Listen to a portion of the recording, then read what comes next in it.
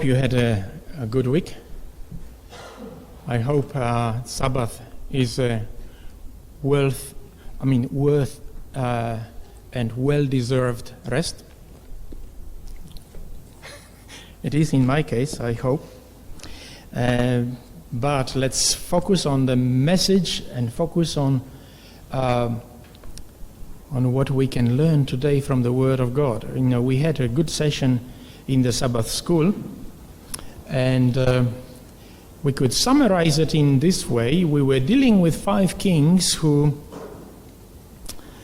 kind of were young men and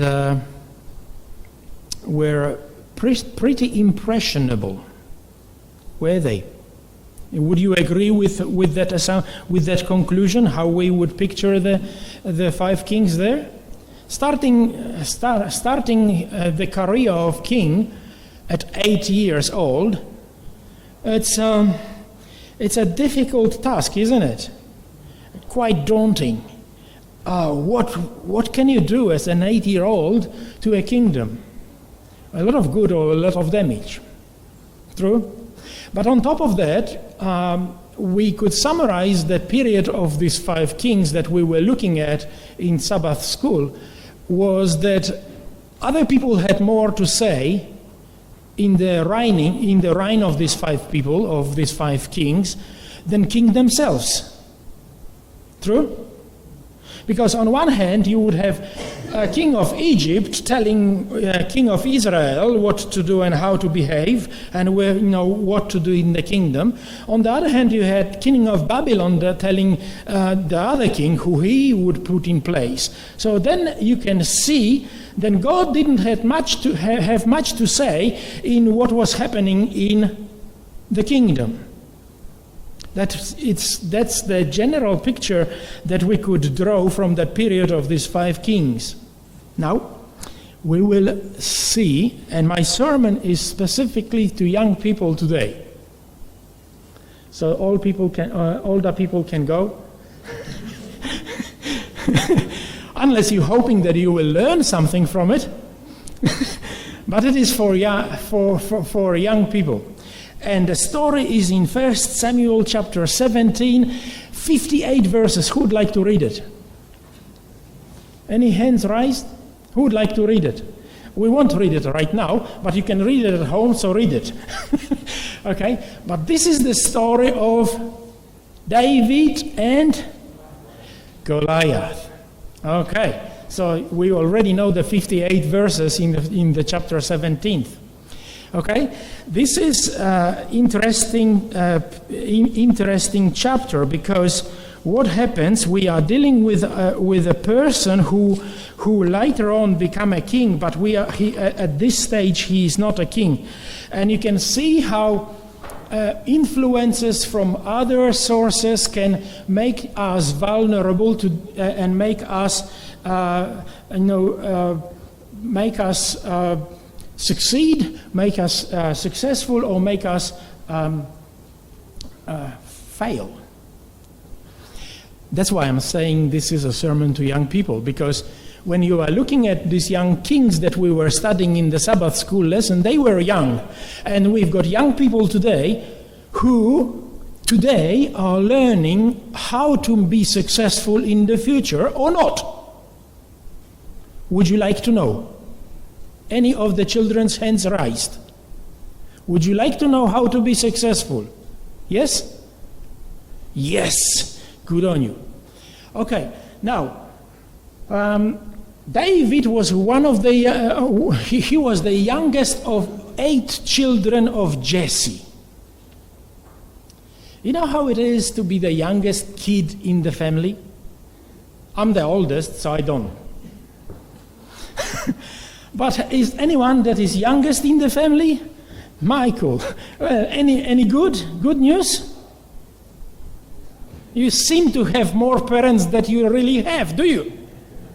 Okay? Because everyone that is older than you seems to be wiser and seems to be the one that has a title to tell you what to do and how to behave, what not to do, what is right and what's not right.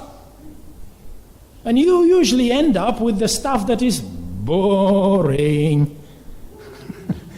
Nothing exciting. And this is exactly how poor David was going in his family. You know what the exciting stuff he was doing? Looking after sheep. Exciting stuff. You know, all the brothers had interesting stuff. They were, dealing. Probably they would like to swap, and have a little bit of restful time. But, he had to go water, grass, milking, water, grass, milking, water, grass, milking. So intellectually stimulating. And all the music that he would hear is nothing compared to what we can hear on iPod. It was bah, bah. But Father asked him to do it. And he was a good kid because he was obeying Father. Now I'm saying that Father knew that if David will be faithful in little jobs, then he will be also faithful in the bigger jobs. And he has learned to see that Father is increasingly giving him more responsibility and more importance or more jobs. One day, Father called him. And he remembered that one day Father called him and there was a prophet that poured oil on his head.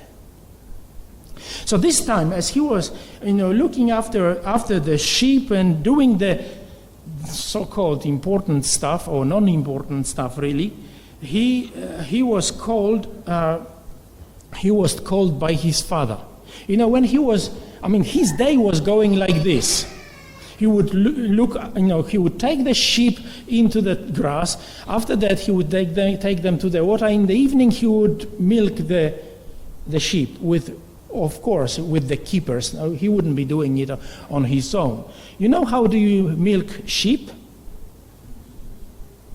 Any? From behind. Okay?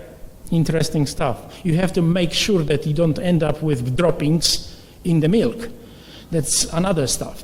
But that he was still doing good. But after he had done all these duties, he would use he would fill in the boredom time with interesting stuff.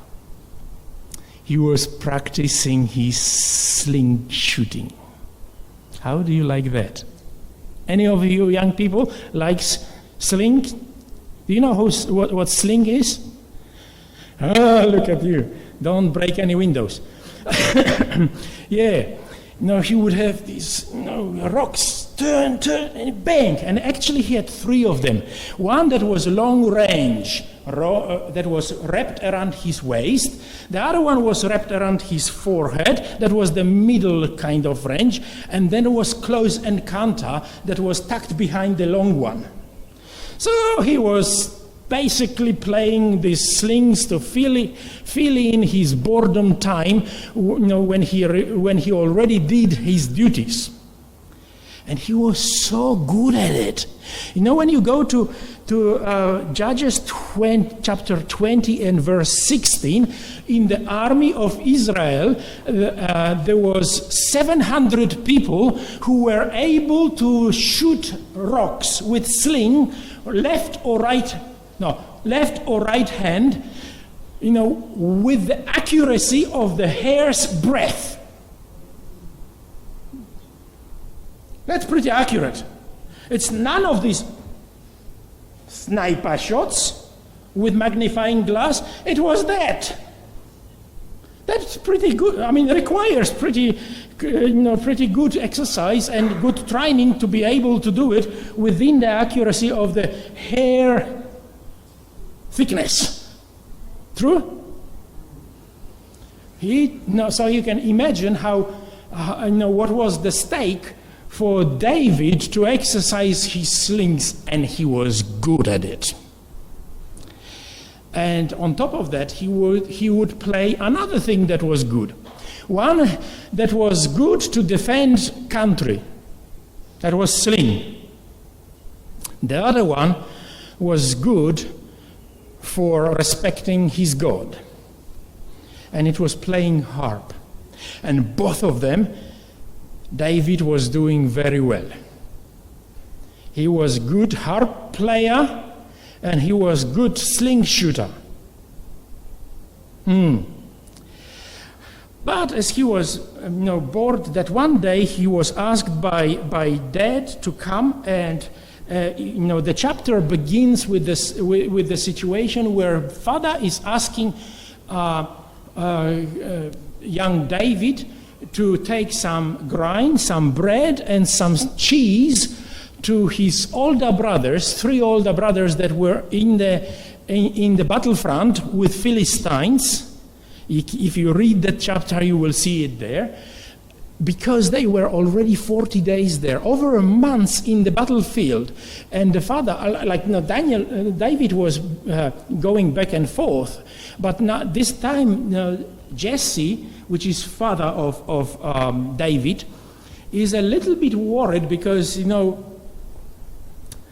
40 days fight, 40 days battle. I know they were a little bit concerned because that was taking a while. When, as we are reading, they were, the Israelites were used to those quick wars, blitzkrieg. Start on Sunday, come back on Friday to prepare for Sabbath after the battle was done. Don't be late for Friday, for preparing for Sabbath. Yeah, okay. Job needs to be done before you go to church. Yeah, that you will do your work according to commandment in your 6 days. That means you complete that. So if it was battle, it needed to be completed before Friday. Okay, so that's what they were doing, and this time it was taking 40 days, and they were not coming back. So this time, David loaded up grain, bread, and cheese, and probably the cheese was still dripping with why? Stinky stuff. How exciting for a young fellow, young boy. Why? Anyway, this young man wanted to see action. I mean, every young man wants to see action. So battlefield or battleground can be bringing some exciting stuff, some challenging stuff. And when he comes to the battle, he is hoping that there will be some action. Yes, you read it. And he comes around, and everyone seems to be kind of relaxed. Nothing happens. There is no battle. And he is making inquiries, trying to find out what's going on, asking questions. What are you doing here? Are you holidaying here or what? And Eliab, the oldest brother, is a bit annoyed with David, and he's basically complaining. So he goes away and talks to other people, other soldiers, and finds out that as he's finding out about the whole situation, these Philistines comes from the other slope of the mountain into the valley and yelling, Israel, send someone. Well, what is he doing? He was inquiring. Well, this man wants actually a match to be sent to him so he can fight, and the decision is that whoever wins, that whole country becomes servants to the winners. That's what. So do I hear it correct? That the one who will win, who will defeat the Goliath, will be rewarded by the king? And what's the reward? And you can find out that he will give him his daughter, and he will reward father of that soldier with the great privileges, great favors, he will not have to pay taxes. Ooh, mamma mia! And so Eli, he is a bit disappointed that this Philistine is offending God of Israel. He is offending army of God, of the living God. This Goliath was over 3 meters tall soldier. His armor itself was about 120 kilos of bronze on him. You can imagine. The spearhead, the head itself was weighing about 18 kilos. In Bunnings, when they package cement, they want to have it in 15 kilo bags because 20 may be too much for the people to work. The spearhead only of this man, on his spear, was 18 kilos, plus the rest of the shaft. So can you imagine a weapon like that flying your direction? That was the kind of man. And then he had men he had javelin on his chest, and another man or helper carrying a shield for him. Whoa! Now, and this man is offending God of Israel. So it didn't take long until King Saul have learned that somebody wants to go and to fight Goliath. And he's making inquiry, and he calls David to himself. When he called David to himself, he says, "You are just a young boy. You cannot go there." This man is a soldier, or is an army man from his childhood. You are just a child, but he is an experienced soldier, so you can't fight him. And David says, well, actually, verse 36, your servant has killed both lion and bear, and this uncircumcised Philistine will be like one of them. He knows what he is talking about. It's nothing new. I've already have no record of victories here. And then he says, continuing, and this uncircumcised Philistine will be like one of them, seeing he has defiled the armies of the living God. Moreover, David said, the Lord who delivered me from the paw of the lion and from the paw of the bear, he will deliver me from the hand of the Philistine. And Saul said to David, go, and the Lord be with you. But Saul feels a little bit guilty that the tallest man in Israel, because he was taller by head of everyone in Israel, Saul feels a little bit guilty that it is not him, the tallest in Israel, that is actually going to confront Goliath. So he says, well, how about you use my armor to go?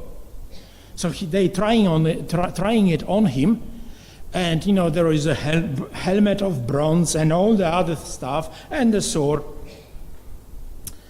And how you feel in the clothes from the older brother. The size is not the same. The shoes are loose.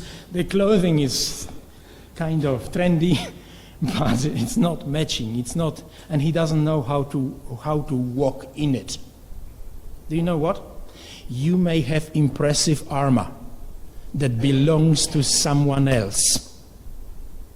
That's a lesson. You may have impressive armor, but if it's not matching you, if you are not if it is not worn in by you, you will not feel comfortable using it. So the best armor that you can have is the armor that you experienced and you know that you can use it successfully.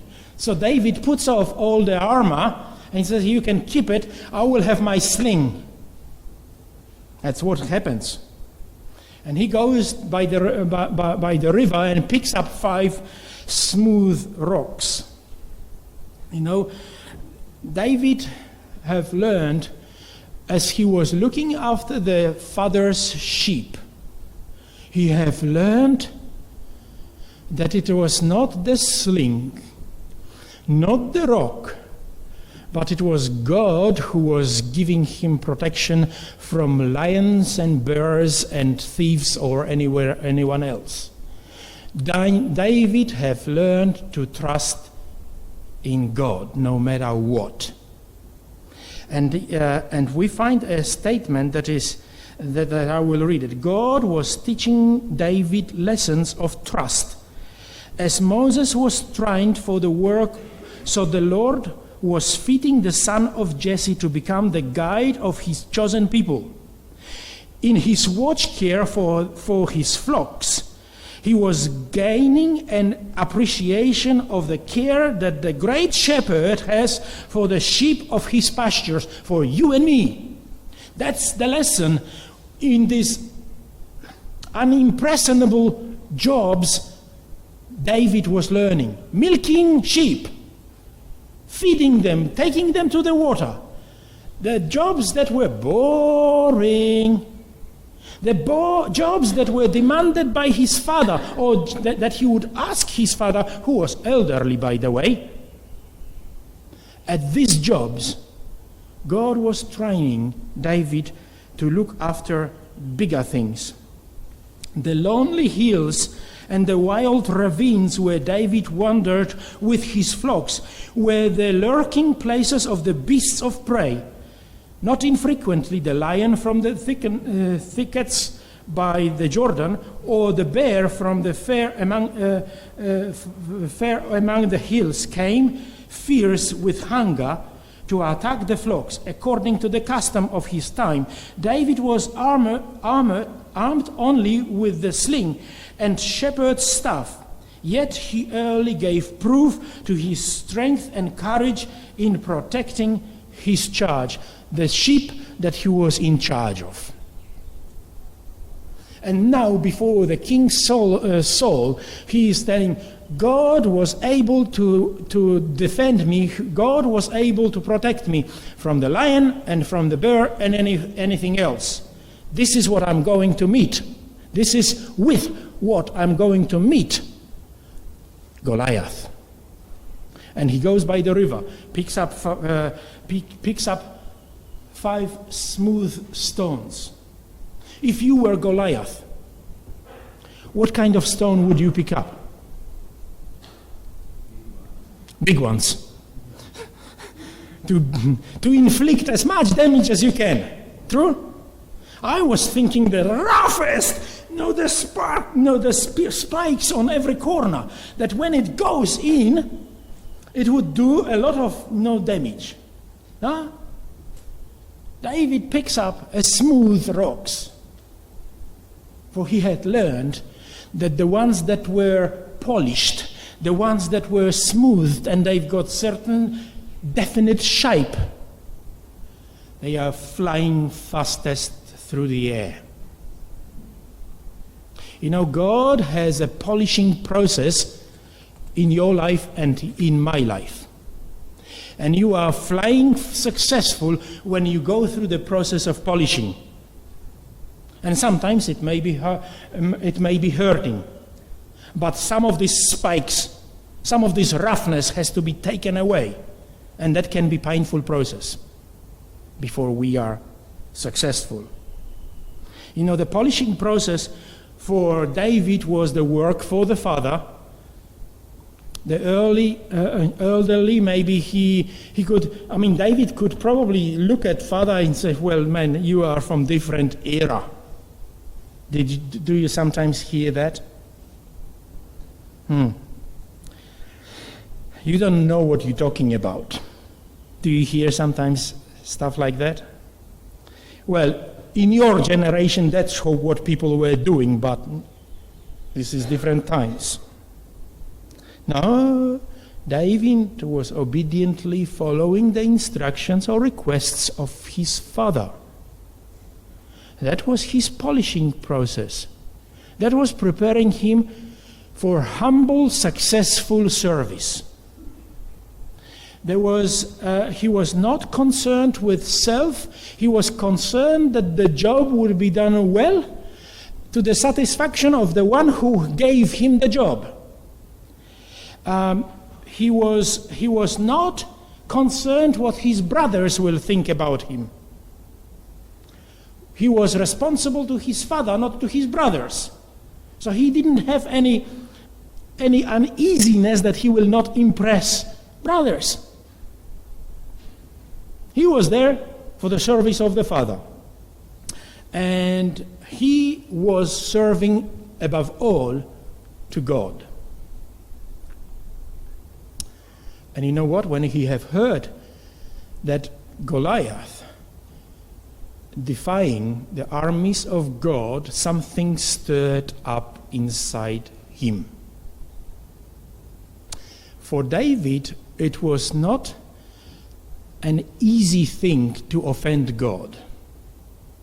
You know, sometimes we hear when people are offending God, and we explain it to ourselves, well, different culture and that and the other, and we sort of let it go. How much the honor of God is dear to us.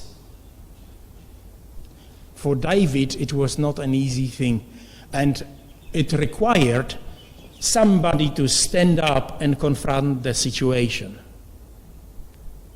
He was not taking it easy. And when he comes, we read with these 5 stones, he comes and suddenly Goliath is noticing him. And he is offended. He is offended. Goliath is offended because, you know, David is young boy, and Goliath is expecting an experienced soldier. And he is enraged because, now, what did you do? Did you send me a child? So the Philistine, where is it? Verse 42. And when the Philistine looked about and saw David, it disdained him, for he was only a youth, ruddy and good looking. So he was girlish, kind of on the face, you know, smooth and, you know, healthy. So the Philistine said to David, "Am I a dog that you came to me with sticks?" And the Philistine cursed David by the gods. And the Philistine said to David, "Come to me, and I will give your flesh to the birds of air and to the beasts of the field." He is enraged. And David returns the favor. And he says, "Well, you have come with spear and armor," in the following text, "but I am coming in the name of God whom you have offended. And I will give your body to the birds. And all this congregation will know that not the sword, not the armor, but the battle is the Lord's." And then guess what happens then? He picks up that rock, and he hurls at Goliath. You know, Goliath was offering to Israel a compromise or a bargain. He says, "Well, let's not go into this bloodshed. You send one, we will send one, and we will fight, and whoever, without much cost, we will sort out the issue. But for David, the offense was so deep that it needed sorting out. And he knows, he have learned by experience, he tested that the battle is God's. It's not the sword, it's not the sling, it's not the rock, it's not what you are depending on. It's the God that you are depending on. So he is confident and confident in that. And there are, when we are thinking this, he is going for total victory, no bargaining, no compromise. It'll be sorted out.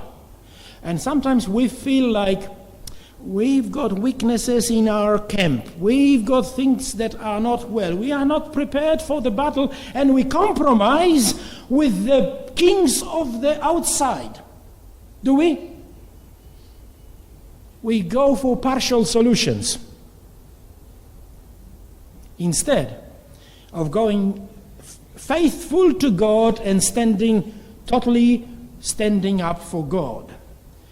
People are doing wrong things. People are worshipping wrong way or wrong things. People are, there are problems. How can we have the strength to stand up? Well, how long are we going to be shy about God that we are worshipping? Is the political correctness going to be only the reason why we are keeping quiet? For David, it was not an excuse, politically correct or not. God is the one that is above everything. Lack of acceptance by others, it doesn't matter. I stand for God. Everyone else is guilty.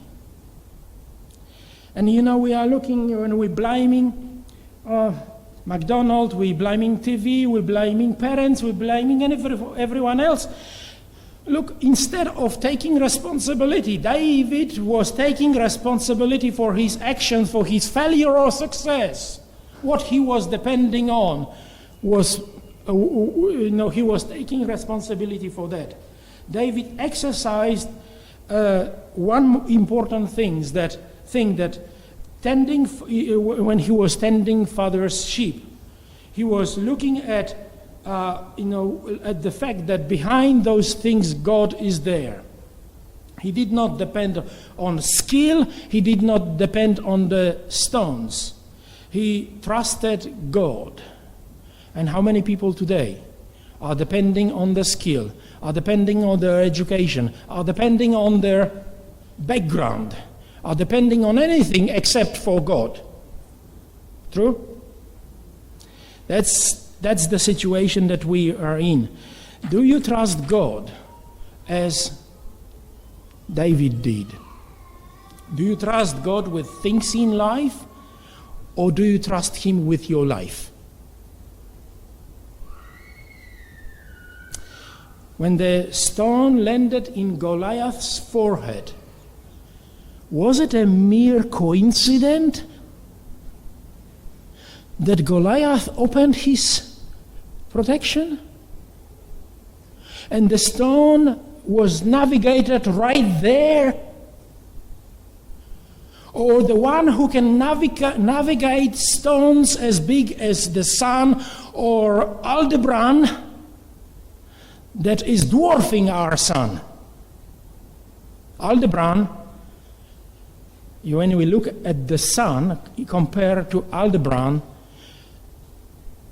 on the screen, our sun is the size of 1 pixel. It's out of view almost compared to the Aldebaran. There are planets, there are stars that will take for a plane going at 1,000 kilometers speed to go million years around. This is the universe that God created. This is whom we are worshipping. Could he navigate one little pebble in the forehead of Goliath when he is able to manage those big rocks? That was not coincident. he needed a faithful person like David, who would rely not on his education, he would not rely on his family background or his size of his account, that he would trust on God alone. And today, and before the world is finished, God is looking for young people who will be trusting in God's guidance while they are exercising to the best their skills, like David did, whether it is harp or sling. So they can exercise and use it both hands, left or right, with accuracy of the hair's breadth. This is what God is looking for. David learned that depending on God was the most important thing. He learned that when it comes to vulnerability, God comes to party and becomes shield for the one that makes himself vulnerable for him. And nothing can penetrate that shield. He learned that in the world people depend on their own things, but he depended on God. When you are going through smoothing process, don't complain. God is preparing you for fast flight. Be responsible for your actions. Don't blame circumstances or other people. Take responsibility. Don't look for excuse. Stand up for God. He will stand up for you. Begin to trust him with little things, and he will be with you, faithful to you with big things. Do not hide behind armor that you are not familiar with, that it's not well exercised by you. Exercise the armor that God can use while you are wearing it. May God bless you. May he will help us to exercise and be faithful like David, obeying our Father and trusting him with the outcomes. That is our prayer. Amen.